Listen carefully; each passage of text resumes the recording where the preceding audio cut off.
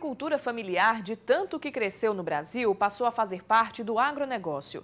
É claro que a forma como a atividade é desenvolvida é bem menos ambiciosa que a dos grandes produtores. As funções também são diferentes.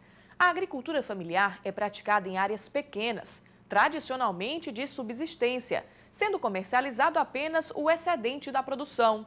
E a mão de obra é da própria estrutura da família. Marido, esposa e filhos trabalham juntos e dividem os lucros. Entretanto, o passar dos anos foi construindo uma nova identidade. Os roçados estão crescendo, a atividade está ocupando mais espaço no PIB do país. O consumo de subsistência está dando lugar à comercialização com mercados consumidores maiores. Por outro lado, dificuldades que não existiam no passado passaram a existir e os agricultores tiveram de mudar de visão, adotar práticas mais ousadas na produção e no escoamento. É o que você vai ver no programa Conhecer de hoje. Empreendedorismo rural. Cansados de colherem muito e ganharem pouco, agricultores do maciço de Baturité apostam em novas formas de comercialização.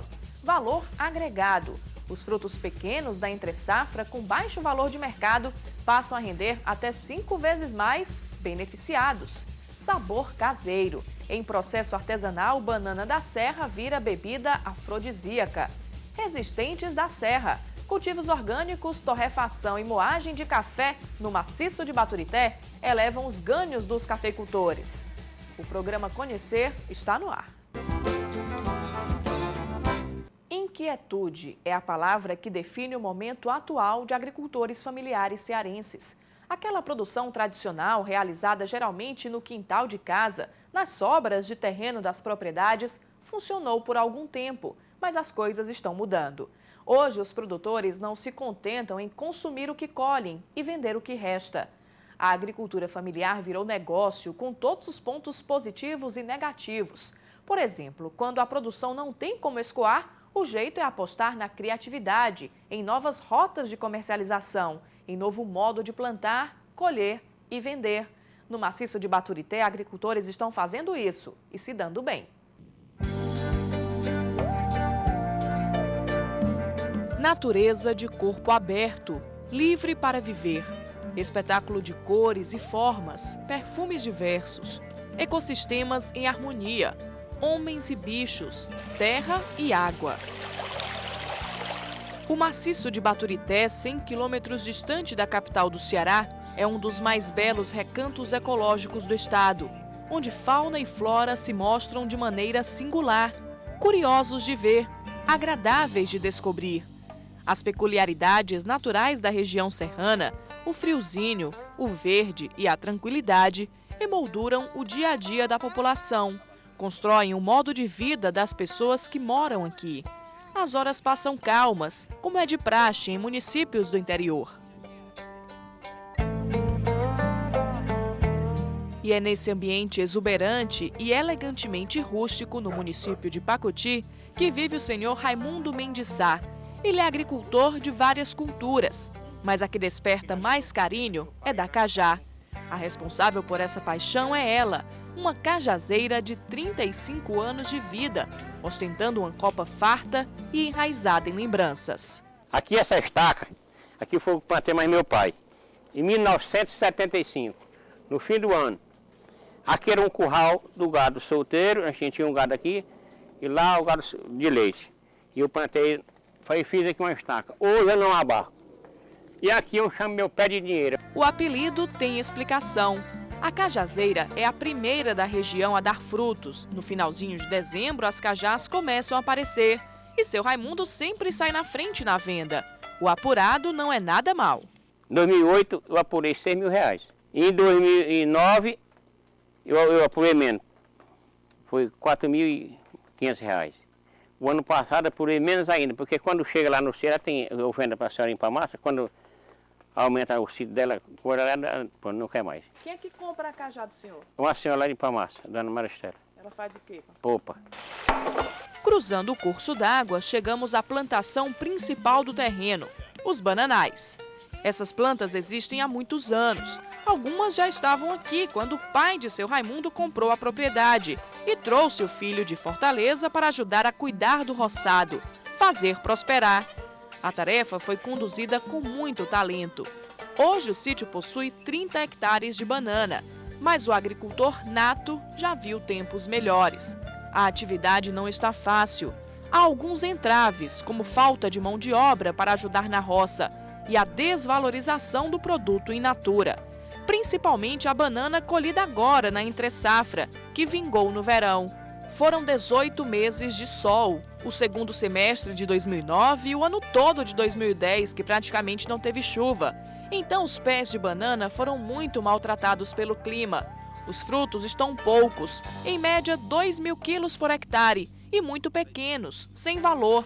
A estimativa é que só em julho a colheita seja boa, média de 6.000 quilos por hectare e com frutos grandes. Aí sim, com bom preço na Ceasa, em Fortaleza, para onde vai tudo. Lá a gente tem que desfazer. Caro ou barato a gente vende. Antigamente a gente vendia a grande, tinha o comprador da grande e tinha da média. Assim. Agora está ficando difícil de vender a banana média. O pessoal não quer. É aí que entra a importância da assistência rural. Atenta às dificuldades dos agricultores de sequeiro que dependem das chuvas para produzir, a Ematerce está dando oficinas para orientar os produtores sobre alternativas de venda, a agregar valor aos produtos e não ficar dependendo só da venda das frutas in natura. Estamos capacitando produtores através de cursos, oficinas e treinamento. Em novembro houve uma oficina no Centro de Treinamento da Ematerce em Caucaia, onde o Raimundo Mendes Sá Sampaio Andrade participou, juntamente com outros produtores de outras regiões. E agora, no mês de maio, daqui para o final de maio, nós vamos fazer essa oficina já aqui na região. Vai ser no município de Palmácia, de 3 dias, com produtores daqui da região. Esta mini fábrica, no meio de uma propriedade de 30 hectares de bananal, é o primeiro resultado concreto da capacitação de agricultores cearenses realizada pela Ematerce em novembro de 2010. Depois de ouvir as orientações dos técnicos, o produtor resolveu apostar numa outra potencialidade que é abundante no terreno, mas não havia sido percebida ainda. Com a matéria-prima na porta de casa, investimento médio de R$ 7.500, ele instalou o equipamento que já está incrementando a renda da família. O agricultor agora fabrica banana passa e vende na própria região do maciço com muito mais ganho. Veja a relação. Um milheiro de banana equivalente a 100 quilos sai a uma média de R$ 30 vendido in natura. O mesmo milheiro rende 12 quilos de banana passa, cada quilo vendido a R$ 10. O apurado total chega então a R$ 120. Lucro 4 vezes maior do que o fruto sem o beneficiamento. E tudo é feito de forma artesanal. A banana chega da plantação e é cortada em cachos.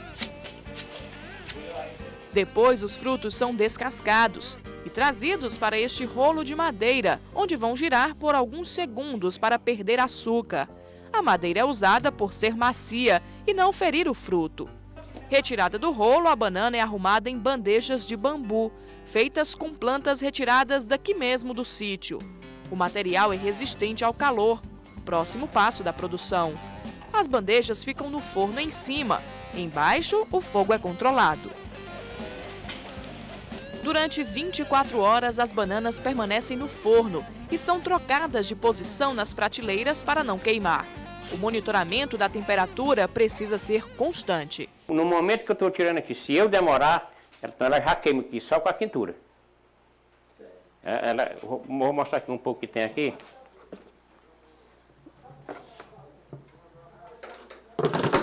Eu deixei o meu neto aí botando fogo, eu cheguei e tinha botado fogo demais, um momento. Eu cheguei o fogo aí demais, pronto, Raul, queimou tudo. Felizmente as bananas queimadas são exceção. Estas aqui, sequinhas e no ponto certo, já estão prontas para as últimas etapas do processo: esfriar e embalar. Se eu fosse vender ela na Ceasa, esse tamanho, não tem quem queira. Porque é pequena. Como a solução que eu achei foi fazer a banana passa para solucionar meu problema. Porque não tem banana grande. Eu aqui, se ela estiver assada, eu tenho como negociar ela. Quanto tempo o senhor acha que o senhor vai tirar esse investimento? Eu espero que breve. Que eu quero investir bastante nesse produto, se Deus quiser. Eu estou tentando. O código de barra já foi legalizado a empresa, registrei a empresa, vou fazer o Código de Barra, eu quero entrar, se Deus me ajudar, eu quero chegar no comércio de Fortaleza. É vendo o exemplo do avô que a cada novo dia Raul aprende a ser empreendedor na zona rural. O rapaz de 17 anos vive no maciço desde os 10 anos. Tomou gosto pela agricultura e ajuda seu Raimundo a conduzir a propriedade familiar. Fica metade do dia na escola, metade na lavoura e não quer outra vida. O futuro dele está aqui. Quando eu vou a Fortaleza agora, eu não sinto mais prazer nem de estar lá, não. Eu gosto de estar aqui mesmo. Você se habituou a essa vida mais tranquila. É. E por que você acha importante você estar dentro do sítio, do terreno do seu avô? Por que você acha que isso é importante? Porque se é de ajudar uma pessoa de fora, ajudar da família, né? O que mais que te agrada? A natureza. Nem precisa dizer por quê.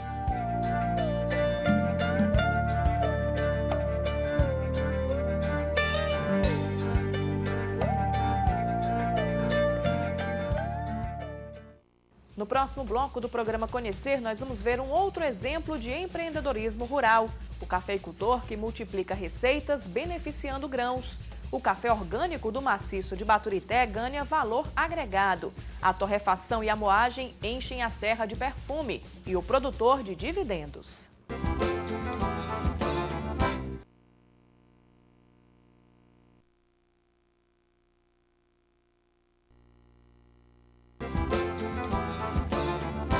Ele foi o principal produto da economia brasileira na segunda metade do século XIX e início do século XX.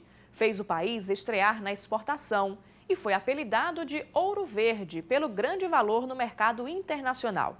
O ciclo do café se foi, mas o passar dos anos não deixou a cultura morrer. Pelo contrário, os cafezais continuaram se expandindo, ganharam o interior brasileiro em grandes ou pequenos cultivos.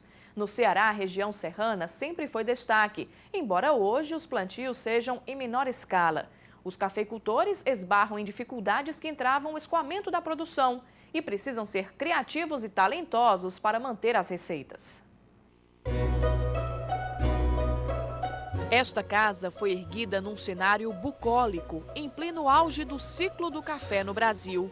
Naquela época, o país estava economicamente voltado para o ouro verde e uma família fazia pioneirismo no maciço de Baturité, realizando as primeiras plantações na Serra Cearense.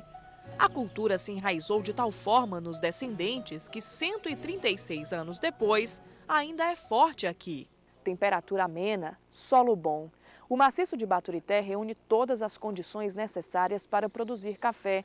O maior destaque na região é o município de Mulungu. Em muitos outros, algumas propriedades tiveram os cafezais abolidos. Os proprietários resolveram investir em outras atividades, mas existem algumas exceções, como a que encontramos aqui no município de Guaramiranga. O senhor João Caracas, proprietário da Fazenda Floresta, resolveu não só investir nos cafezais totalmente orgânicos, como também está agregando valor ao produto. Beneficiar foi uma questão de necessidade. Eu não vendo café em grão, in natura. Eu vendo café já processado, né? Torrado, moído, então em grão torrado. Agora, se for vender o café in natura, é difícil dar lucro. Hoje, a agricultura familiar, a maior dificuldade é a mão de obra.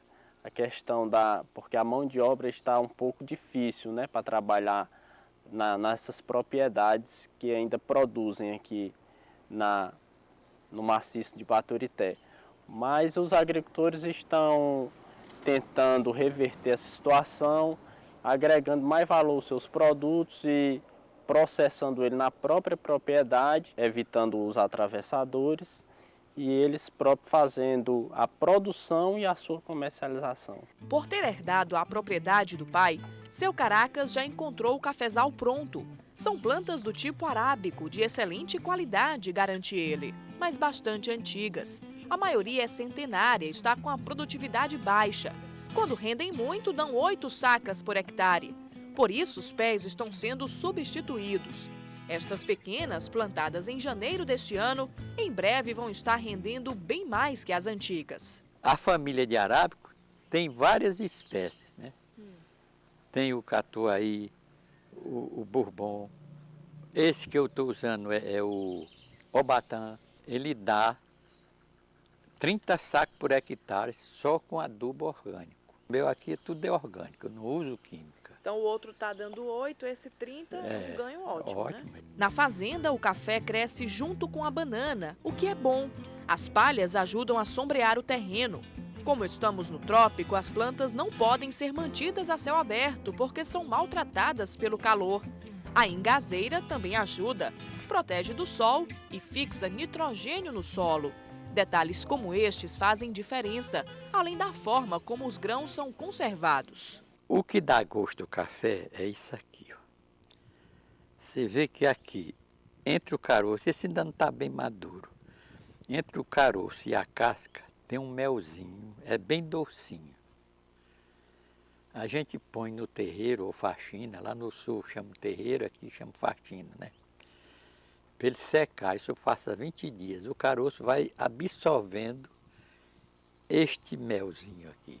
Fica gostoso, fica bom. Na técnica adotada por Seu Caracas, só quando chega a época de torrar, o café é pilado, ou seja, descascado. E isso, segundo ele, dá outro sabor. A maioria tira antes, tira e guarda já descascado. Mas aí ele absorve umidade e fica ácido e perde qualidade. Depois eu vou passar um café para você tomar, para você ver a diferença do café. Promessa feita, vamos à fábrica acompanhar o processamento do café. Os grãos primeiro vão para a piladeira. Como tudo aqui na fazenda, ela também tem história. É de 1945, um pesado equipamento de madeira e ferro. Enquanto isso, a torradeira vai ganhando fogo. Depois de pilados, os grãos vêm para cá. Ficam alguns minutos torrando. Este momento é determinante. Na hora de torrar, você tem que ter muito cuidado. Não deixar ele passar da cor da batina do frade. Tem que ficar aquele marrozinho. Meu pai que me ensinou isso. Não queima o café, não fica ardendo, não. Tem o café que arde, né? É queimado. Já no ponto certo, os grãos deixam a máquina rapidamente. E são misturados para uniformizar a torrefação. Nessa hora, toda a fábrica é invadida por um delicioso aroma. Já no ponto certo, o café vai para a moagem. Tudo pronto.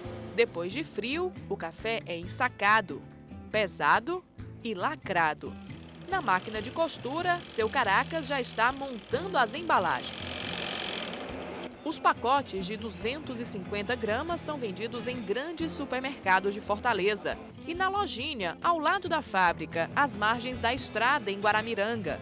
Por R$ 14,00 o quilo, os moradores do maciço de Baturité podem adquirir o café orgânico totalmente produzido na serra. Os moradores e os visitantes, como a nossa equipe. Antes de encerrar a viagem, a prova.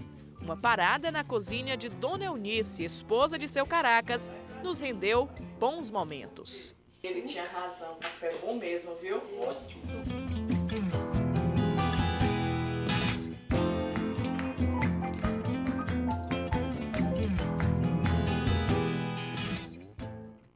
Daqui a pouco, no programa Conhecer, nós vamos ver mais um exemplo de como agricultores familiares se adaptam à lei de oferta e procura para driblar crises. A banana, desvalorizada no mercado in natura, vira uma das bebidas preferidas dos brasileiros e com diferenciais inusitados.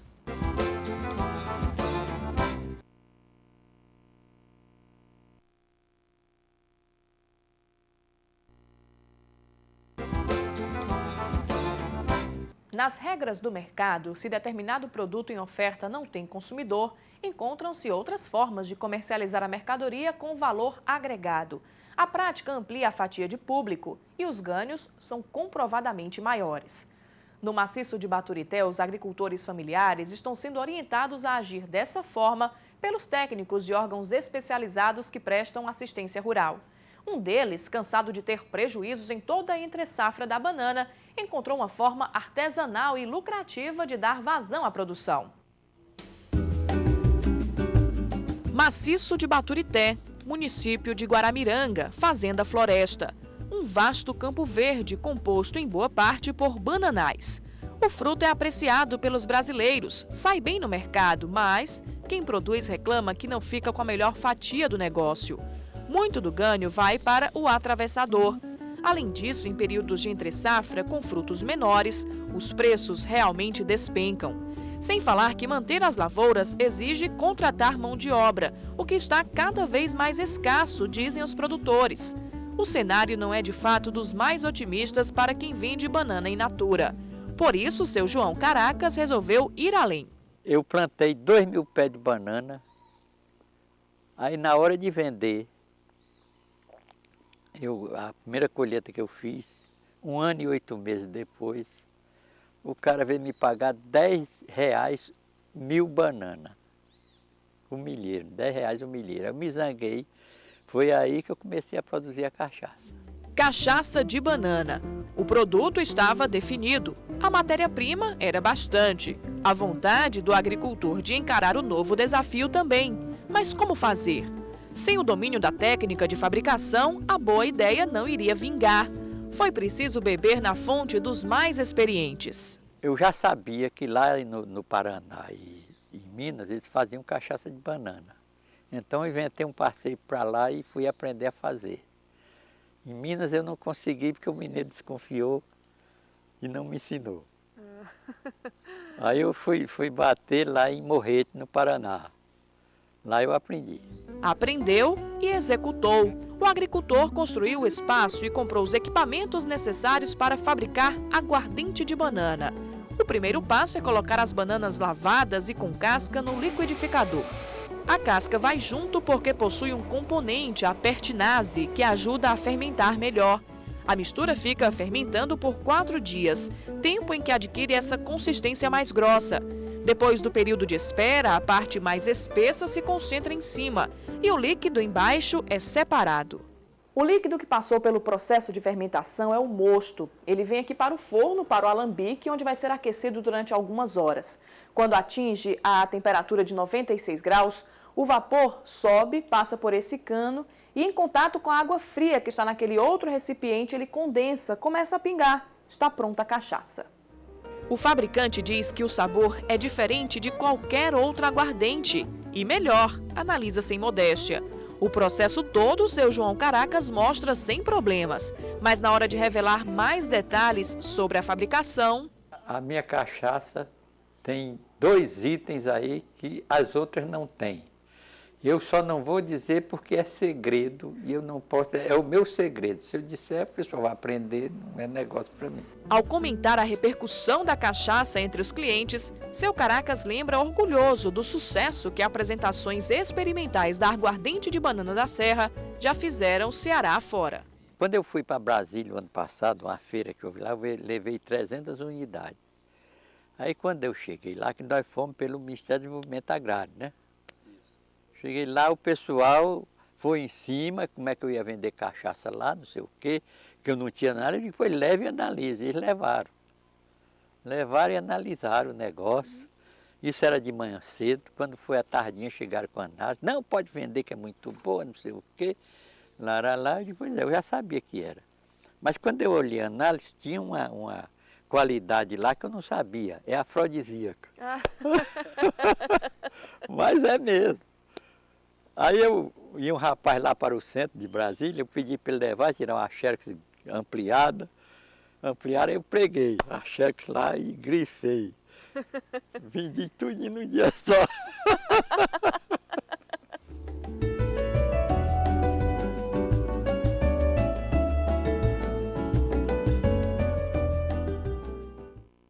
O programa Conhecer termina aqui. Para se comunicar com nossa equipe, você pode mandar uma mensagem para conhecer@tvdiario.tv.br. Até o nosso próximo encontro.